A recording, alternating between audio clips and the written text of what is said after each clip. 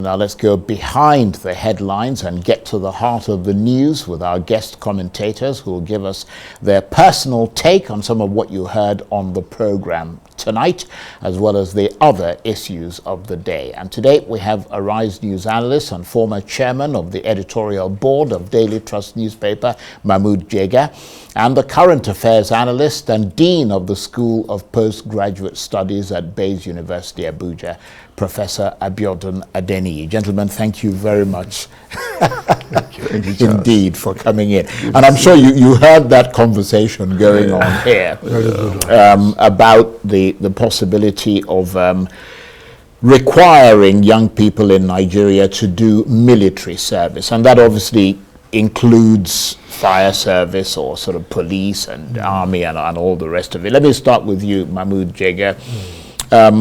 What are your thoughts when you hear this suggestion? What does it raise in your mind? Okay, the first thing it reminds me, I was on a tour of Israel about 20 years ago. And we went to the Hebrew University in Jerusalem. And the professor who was our host said, look at our students. They are the most disciplined in the world because they are all soldiers. And I saw it, you see, university students, all this, as you see in campuses, young men and women messing up, discussing. You don't see that. All of them were working like this. With military precision. With military precision. High, going to library and things like that. And I said, well, I'm not sure I want our society to be like this, but so there is no doubt about what they said about it instills discipline and commitment and patriotism. However, it is socially and politically very costly for a country to have compulsory universal military service. And you make decisions like that based on your overall assessment of national security needs.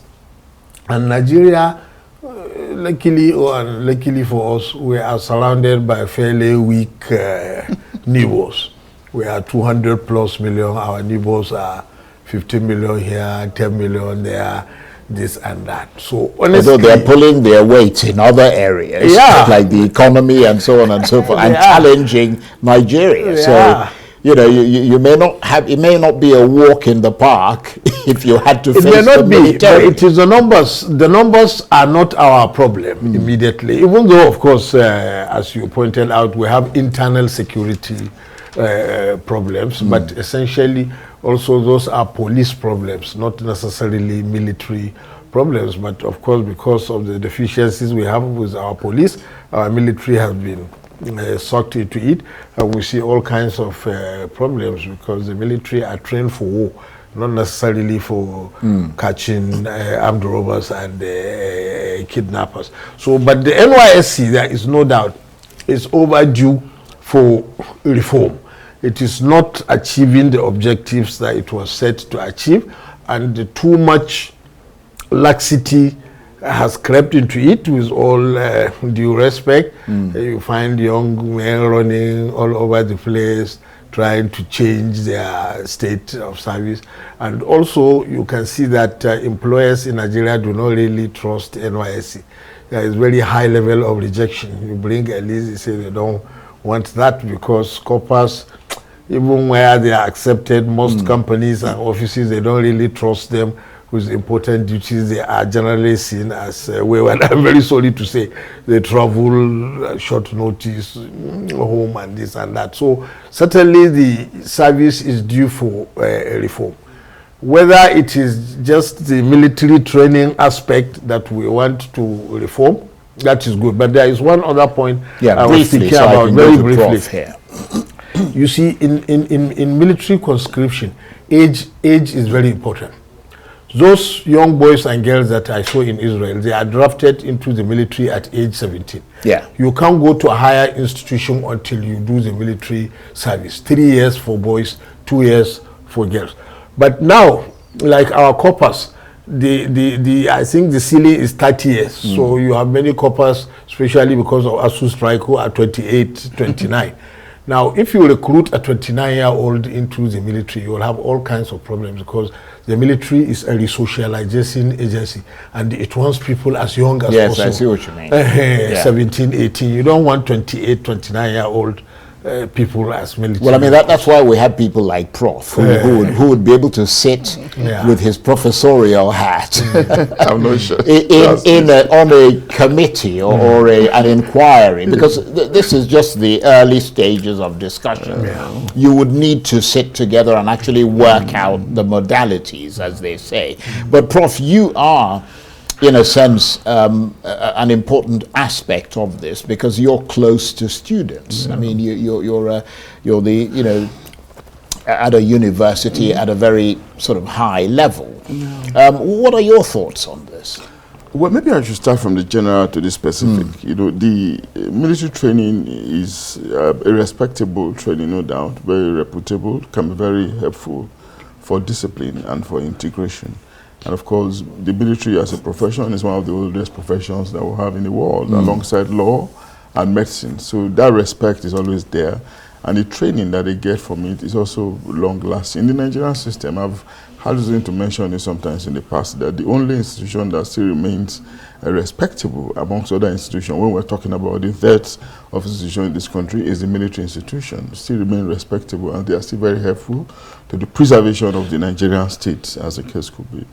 You know, but I do not want a situation where we think that until we grow every mind to be a military mind, combat-ready person, before we think we're building a society. It means that we're rather looking, we're not adopting practical measures to resolve our criminogenic states. Yes, we know we are criminogenic. Why don't we put in efforts to resolve these? Yeah, but that's part of the effort to resolve in resolving it, we can do it through other means, not necessarily through force, you know, or through thinking that until people are trained in the art of fighting or in the art of dealing with emergency. Right. Well, the point is that nothing else seems to be working. No. I mean, Charles, dealing with emergency, that's when you think that you can resolve it. You know, there are countries in the world that don't even bother much about military service. They don't have regular standing army in the mind, in the mode in which we are conceiving it. Not the countries, Scandinavian countries, you know, they pay less attention to this because they've grown their system to be very productive and rewarding and helpful to the citizens, such that they are peace-oriented. You know, if you train people to fight, then of course they see solution to every problem as just to fight. You know, as if you prepare people too much towards a line, then everything is like saying that sometimes there's this saying that for the carpenter, every tool, every solution to every problem can be the hammer. Well, I don't mean to bang on about it, Prof, but I think the point here is that military training doesn't just teach you how to shoot a gun. You see what I mean? It teaches you a lot more than that. Yeah, but you see, you know, I paid homage, respect to military training, but there are some other professions too that does the same thing. You know, they do the same thing as well. And of course, yes, I know military training can be all-encompassing, but there are other areas of life, you know, that can get people appropriately socialized, such that they become very respectable people, you know, very respectable and productive people. We have seen the disadvantage of people being able to perform acts that military people perform, you know, like the bearing of arms in place in some countries. We have seen how people can be very reckless with it just because they understand how to pull the trigger, and it has become very endangering. So our society is very fragile, you know, too criminogenic, tempers flare up easily. So when people learn, you know, when the training becomes too pervasive, where we have not dealt with fundamental issues of production, growing the economy, you know, imbibing in us the right values and virtues, then of course we might be towing the right lane, as a case. Well, in fairness, that was the danger that some people talked about, that you would have a whole bunch of people who are trained to use, and then you would unleash them into society. But there are ways of countering that. You see what I mean? That's why they said that, you know, you can start a pilot program and examine it and so on. But it's just we're having a good discussion. Yeah, that's right. Let's move on to the other issues that we wanted to talk about, Mahmud. There is a story coming out of Niger State, where dozens of gold miners are trapped underground as we speak after one of their mines collapsed. One person is confirmed dead, but the problem is that Niger State is a hotbed of criminal gangs who kidnap people for ransom, and insecurity as well as difficult terrain is said to be hindering the operation. It's very unfortunate. It's a gut-wrenching thing always to hear about a mining collapse. Not only in Nigeria, but you know, these things happen in South Africa, in Taiwan, in China. In our own case, obviously, it has to do with illegal mining. There is no regulation. Yeah. Artisanal miners. They just go and dig everywhere without consideration for safety. However, and it's always very difficult. It's even because we are lucky, these mines are not even very deep. Like in South Africa, sometimes you hear that miners are buried 2 kilometers. You see underground. Even in the US, there was one year, I think, in New Mexico, where a mine collapsed. You know, they tried for over a month.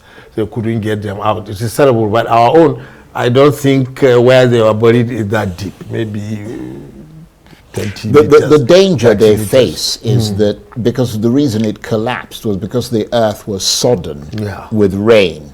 And therefore, the entire area is very delicate. So if you move equipment and things in, you could get a further collapse. But that is true, as we said, because it is illegal mining. Otherwise, in proper mining operations, when you dig the mining pits, you reinforce them. There are all kinds of safety measures before you send people in. Accidents can still happen, but this one, it was an accident waiting to happen, unfortunately. And Prof, I believe, as we said, there were artisanal miners. They, as you said, they don't often follow proper mining procedures. And to make matters worse, this happened on Monday, but the news only emerged late on Tuesday because of the general strike.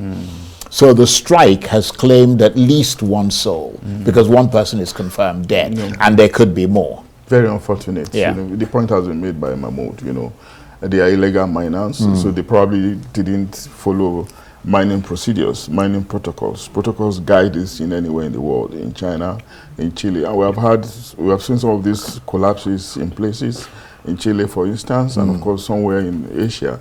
And we'll see how even when the country cannot do it themselves, they get foreign support.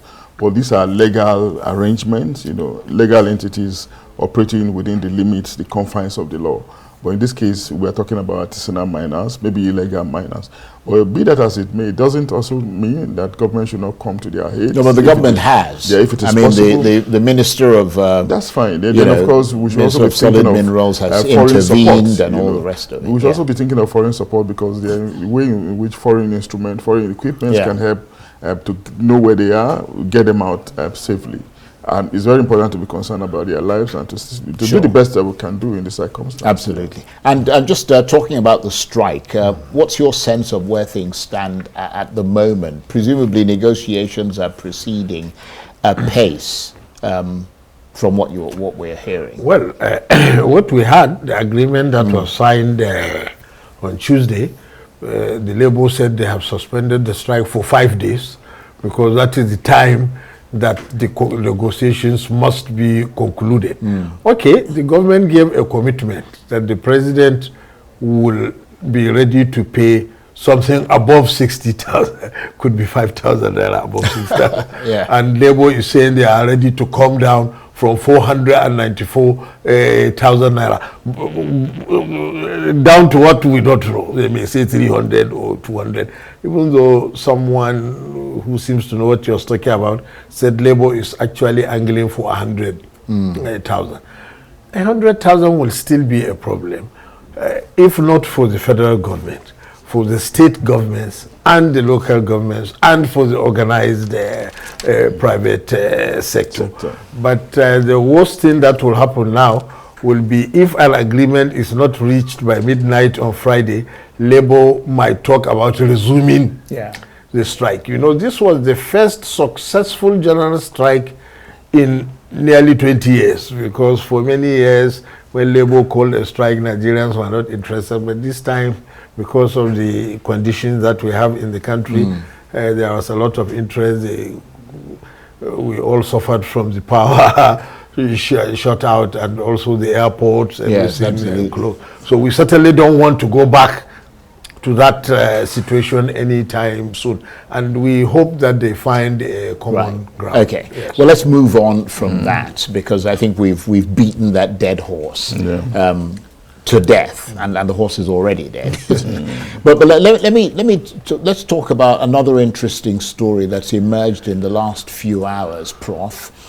A group of 16 U.S. Republican congressmen, including the chairman of the House Foreign Affairs Committee in America, Michael McCall, have sent a letter to President Biden urging him to intervene and facilitate the return to the U.S. of Tigran Gambaryan, who is the Binance executive who's been detained in Nigeria for 3 months. He's a U.S. citizen and he's facing money laundering and tax. You know that story about Binance, tax evasion charges in Nigeria, and he's been held at a prison in Abuja. Now the U.S. lawmakers are calling on President Biden to treat Mr. Gambaryan's case as a hostage situation, saying they fear for his life. What do you reckon?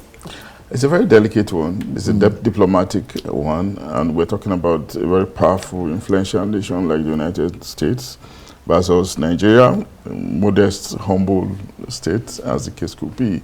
And of course, so many things will be in the mix, but I don't think that our concerns, should be overlooked, because we want to be respectful of the United States. And I don't think we should be intimidated, because U.S. citizens are involved. It is taken for granted that some wrongs have been committed in the first instance, and of course the wrongs were committed within the shores of this country. We've got our own jurisprudence. We have every right to enforce it. For the good of our own society, in the manner in which the United States will also enforce infractions for the good of their own system. Absolutely. So if negotiations, if discussions will happen at all, it shouldn't be through intimidation or through some kind of browbeating on account of maybe some kind of diplomacy that we'll see as gunboat. It should be peaceful, respectful, consultative, recognizing that Nigeria is a sovereign state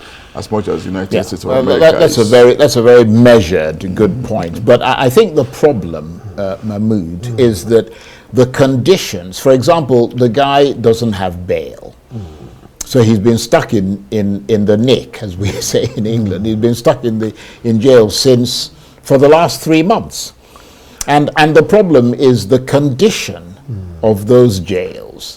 You see what I mean? I mean, in many countries, they might consider those jails to be a violation of someone's human rights. Well, the way that you in other words, the conditions under which you incarcerate the person. So before you commit a crime in any country, you should be aware of the conditions of the jails in that country. Look, there are hundreds, if not thousands, of Nigerians in American prisons.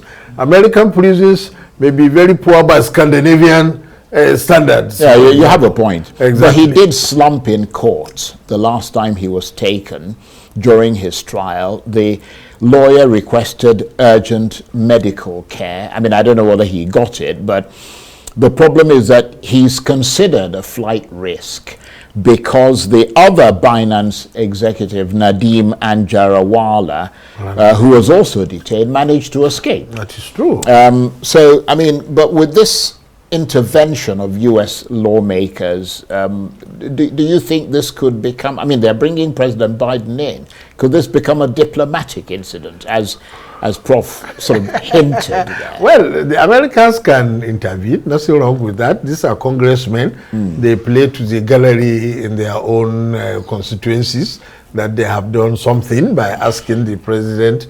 But of course, the U.S. president will be well advised by the State Department and by the Justice Department as to whether you can tell another country not to prosecute someone who they believe has committed an offense in their country just because he is an American citizen. Yeah. We can't tell the United States not to. I mean, they have been arresting Nigerians, accusing them of credit card fraud and things like that. Cybercrime and all the rest and of the it. best that Nigeria could do is to instruct our embassy in Washington to offer them consular services. Yes. You go and see them. Maybe even necessarily we help them to get lawyers. But you can't tell the U.S.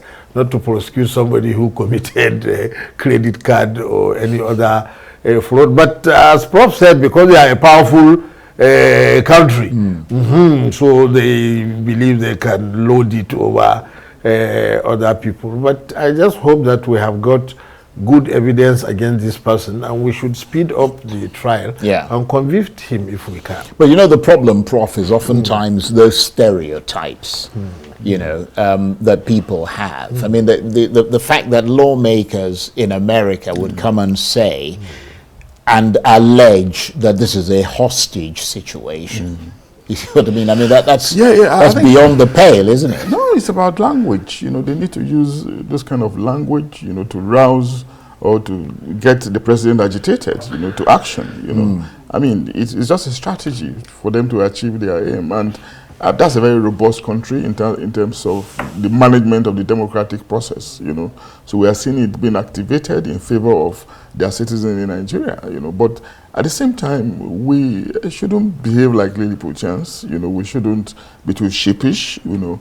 Our response should also be one that preserves, that imagines our own, the need for our own respect too. Very good to preserve our own reputation as well. Very good point. On that note, I want to thank you very much indeed. Professor Abiodun Adeniyi is a current affairs analyst and Dean of the School of Postgraduate Studies at Bayes University. And of course, Mahmud Jega is a Rise News analyst and former chairman of the editorial board of Daily Trust newspaper. Thank you very much indeed. Thank you. That's it for this edition of Arise Prime Time. Join us again tomorrow. From me and the entire team here in Abuja, bye-bye and thank you for watching.